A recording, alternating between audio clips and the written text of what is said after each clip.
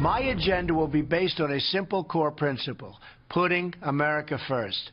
Whether it's producing steel, building cars, or curing disease, I want the next generation of production and innovation to happen right here on our great homeland, America, creating wealth and jobs for American workers. I am going to issue our notification of intent to withdraw from the Trans-Pacific Partnership. I will cancel job-killing restrictions on the production of American energy, including shale energy and clean coal, creating many millions of high-paying jobs.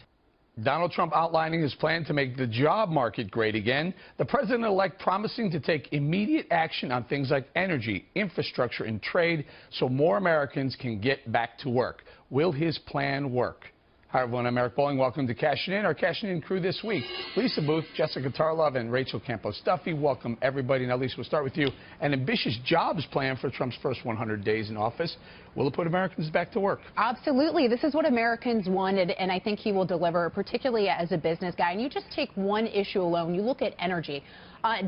President Obama, even just with the obstruction of the Keystone Pipeline, we're talking about thousands of jobs created, tens of thousands of jobs supported, and even just furthering looking at energy as well. You look at something like fracking, which has added $190 billion to the GDP, created 1.4 million jobs. The Wall Street Journal has said that it has saved Americans, I think, tens of billions of dollars in energy costs alone. Yet, despite all this, President Obama has pursued federal regulations against the fracking industry, even though it has traditionally been in the hands of the state. So even if you look at those issues alone, specifically in the Energy Department, all those are jobs created, money added to the GDP. That is positive things for the American people. We'll welcome Rachel to the show. Rachel, your thoughts? I mean, these are some very, very conservative ideas that Donald Trump is putting forward. I guess it's a test of whether or not the conservative ideals are going to work, and we'll find out soon. Well, it looks like the market likes it, and I think that it's a really good sign. I think America's ready to turn the page on socialism. They want economic liberty. They elected a businessman president, and I couldn't agree more with her about energy, and that being the item that I'm most excited about. It's not just going to create more jobs in the energy section. It's going to make our goods cheaper to make us more competitive internationally with our manufacturing. And I'm up here in Wisconsin, and I can tell you there's a lot of people that can use a break on their heating bills up here. And so I think that this is incredibly smart of him to start with these things, and I think it's going to make a huge difference, get everything jump-started, and then he'll get a lot more buy-in for some of the other things he wants to do, which are a little more controversial. And this, what you're speaking of, maybe, Jessica, is Donald Trump's plan to spend $1 trillion on infrastructure, which is not necessarily a conservative or small government thing to say, but personally, I love this idea. I'm going to talk about it later in the show, but I love the infrastructure idea. My point is, he laid out a plan for the first 100 days. It has a lot of pro-jobs, pro-American, pro-economy ideas from both sides of the aisle. Definitely. I mean, going to the infrastructure plan, $1 trillion investment, I know that he wants to be the modern-day FDR, and if this goes through and it works out, I think that's fantastic. And a lot of Democrats, you know, Chuck Schumer, the new Senate Majority Leader, has talked about the potential to work together on this. The concern is whether it's actually going to be infrastructure spending or just tax breaks for developers and things like that. So we'll have to see how the actual bill looks. But there's definitely room for compromise there. I think it's great that he's laying out this pro-growth agenda. I just want to see if it's actually going to work. I have concerns, obviously, about the environment. Donald Trump admitted yesterday with the New York Times that maybe humans do contribute to climate change. He's not completely sure, but I think that he knows. So there are concerns there with fracking, which is the reason that Democrats have a problem with it. But listen, new president, I'm optimistic and hopeful, and let's spend that $1 trillion and build some roads and bridges and tunnels. So there is something for everyone. I'll tell you what was missing, though, Lisa. We didn't see Obamacare. We didn't see the wall mentioned in the first 100-day proposal. Maybe it's 101st day. Well, look, I think there's been a lot of criticism. Well, I mean, there's already been a lot of criticism to Donald Trump, let's be honest. But he is not even in office yet, and people are already talking about things that he is not going to do. Let's give the guy a chance. Let's give this guy a break. Let him get into office and then start implementing some of these big policy proposals.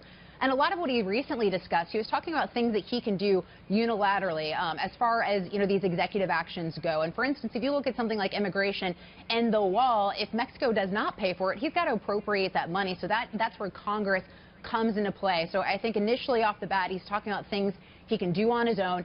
Energy, as I mentioned before, is a big one because we've seen that President Obama has served as an obstructionist when it comes to energy development in this country, which means jobs, which means money added to the GDP, revenue for America, all positive things that we desperately need in this country. And President Obama has roped off so much federal land. You look at even just offshore drilling, he's roped off 87% of offshore acreage. So he's served as an obstructionist. It's time to get that out of the way, get regulation out of the way, and get the country moving again. And Rachel, Donald Trump was elected probably with some union support, which is surprising for a Republican president to be elected with some union support. You would need some of that to win a state like Wisconsin or to win states like Michigan as well, or Pennsylvania, another one, some blue-collar states. So whatever he's saying is resonating.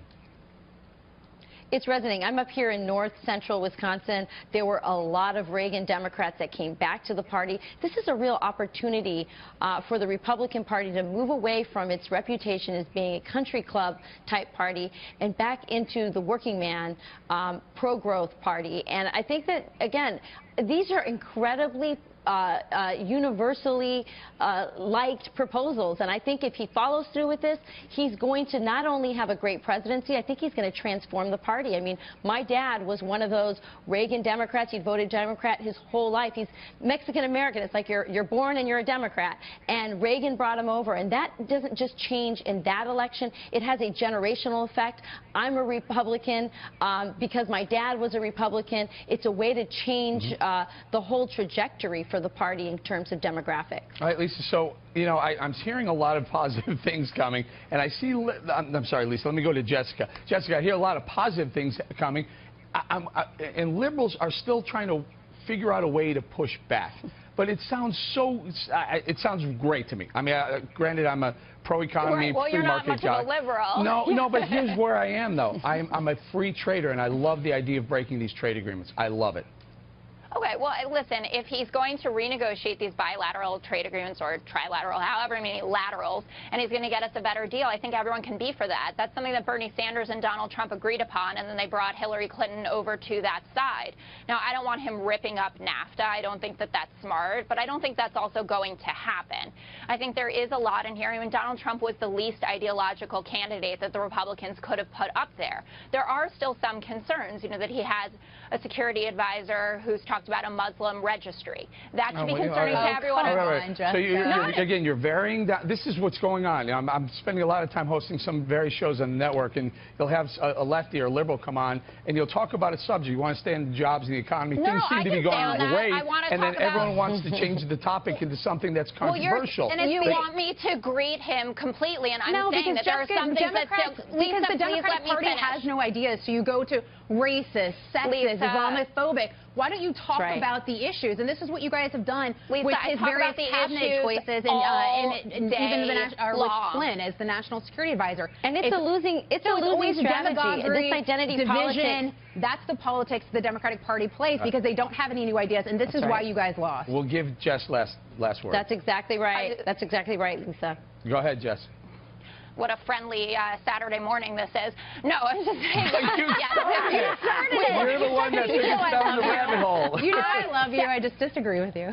No, love you all a lot. But what I was saying is that there is a lot here that liberals do like, and I highlighted that at first, and I am optimistic about it. And I think it's great also he's backing off, at least somewhat off Obamacare and saying, you know, kids should stay on their insurance until they're 26, pre-existing conditions. There's a lot of room to work together. Yes, liberals will have some pushback. We're in the minority, but we still exist, and we do have ideas, even though you say that we don't, and that they're terrible. I got to leave it right there, guys.